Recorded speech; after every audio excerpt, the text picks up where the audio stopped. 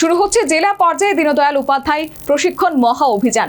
10টি সাংগঠনিক জেলার মধ্যে 3টি জেলায় বুধবার থেকে প্রশিক্ষণ মহা অভিযান শুরু। সাংবাদিক বৈঠক করে জানিয়েছে বিজেপি।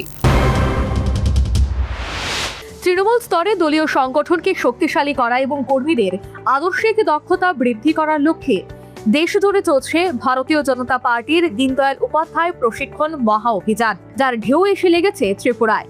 মণ্ডলগুলির পর এবার শুরু হচ্ছে জেলা পর্যায়ের প্রশিক্ষণ মহা অভিযান।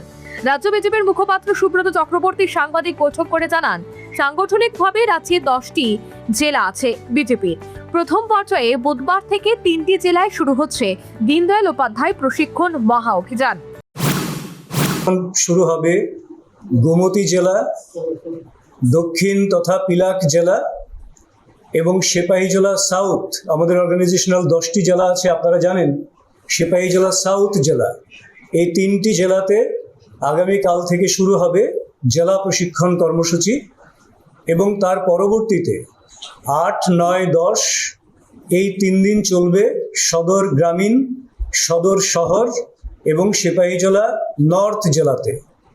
আর 11, 12, 13 এই 3 দিন চলবে ঊনকোটি, উত্তর ত্রিপুরা, খোয়াই এবং ধলাই জেলাতে। আমাদের এই জেলা প্রশিক্ষণে এবার 12টি বিষয় নিয়ে আলোচনা হবে, চর্চা হবে, মতামতের আদান প্রদান হবে।